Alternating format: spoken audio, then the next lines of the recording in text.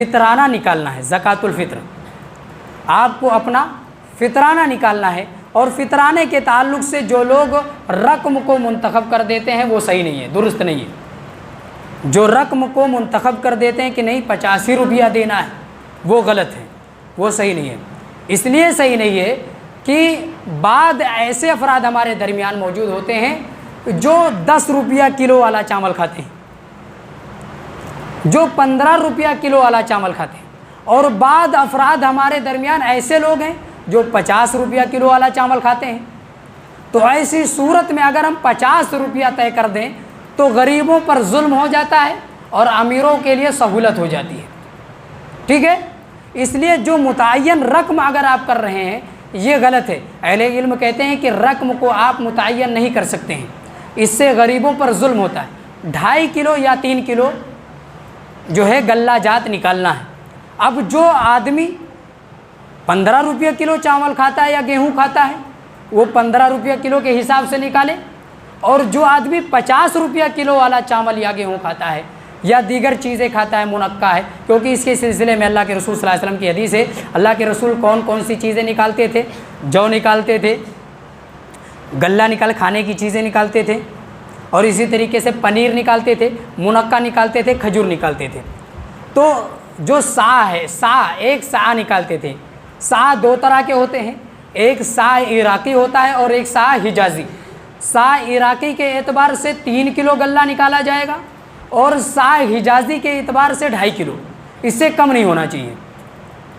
تو متعین رقم نہیں کرنی چاہیے، اس سے غریبوں پر ظلم ہوتا ہے اور امیروں کے لیے سہولت ہو جاتی ہے۔ جو جس اعتبار سے کھاتا ہے، جس کی جو خوراک ہے اس حساب سے وہ 2.5 کلو کا نکالے گا، غلہ نکالے یا 2.5 کلو کا وہ قیمت نکال دے۔ قیمت نکالنے کا جواز علماء نے دیا ہے، حالانکہ اللہ کے رسول صلی اللہ علیہ وسلم جو ہے غلہ جات ہی سے نکالا کرتے تھے۔ وہ 5 چیزیں یا 4 چیزیں جو ہے حدیث کے اندر مذکور ہیں جن کی نکالتے تھے اللہ کے رسول صلی اللہ علیہ وسلم زکوٰۃ الفطر۔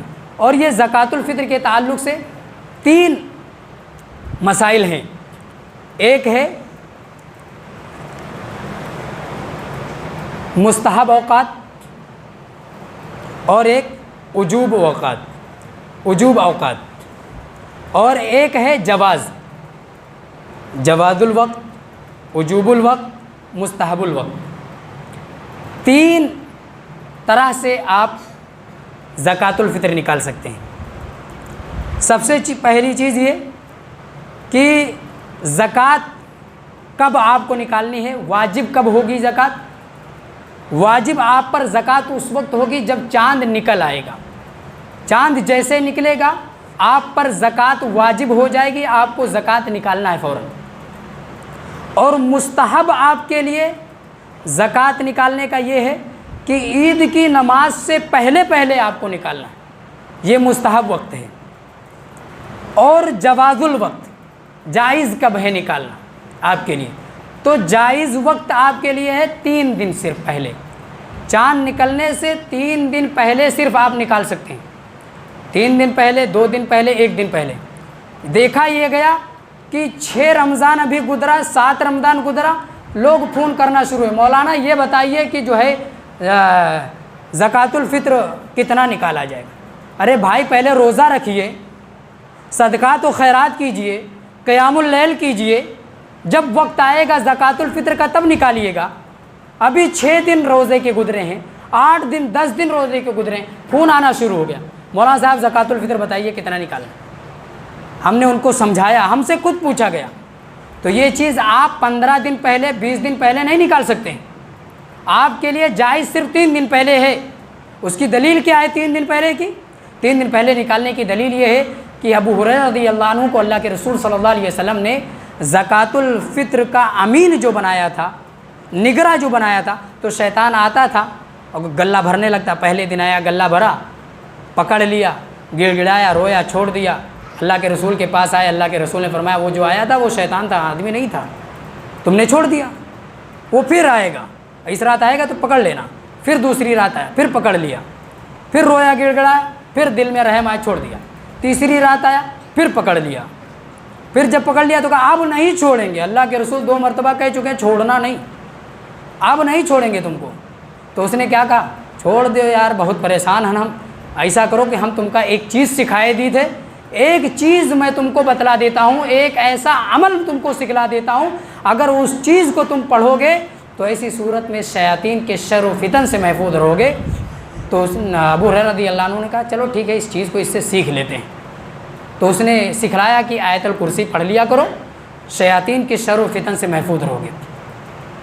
تو اس عمل کو سیکھا اور شیطان کو چھوڑ دیا۔ اللہ کے رسول کے پاس آیا، اللہ کے رسول نے فرمایا چھوڑ دیا۔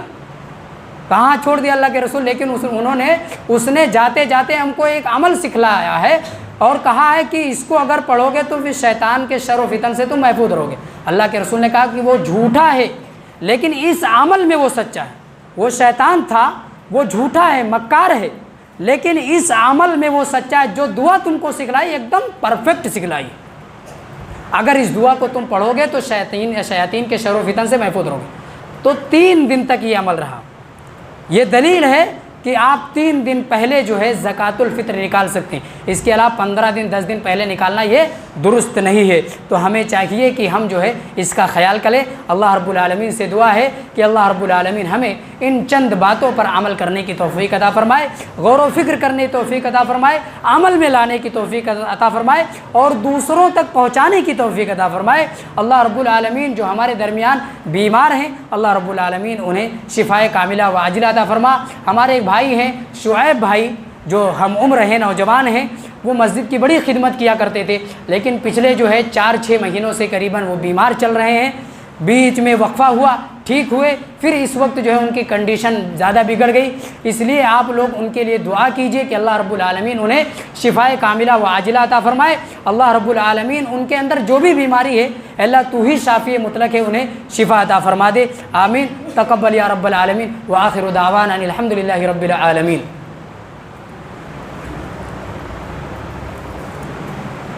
إن الحمد لله نحمده ونستعينه ونستغفره ونؤمن به ونتوكل عليه ونعوذ بالله من شرور أنفسنا ومن سيئات أعمالنا ومن يهده الله فلا مضل له ومن يضلل له هادي له فلا هادي له ونشهد أن لا إله إلا الله وحده لا شريك له ونشهد أن محمدا عبده ورسوله أما بعد فإن خير الحديث كتاب الله وخير الهدي محمد صلى الله عليه وسلم وشر الأمور محدثاتها وكل محدثة بدعة وكل بدعة ضلالة وكل ضلالة في النار۔ أعوذ بالله من الشيطان الرجيم، بسم الله الرحمن الرحيم۔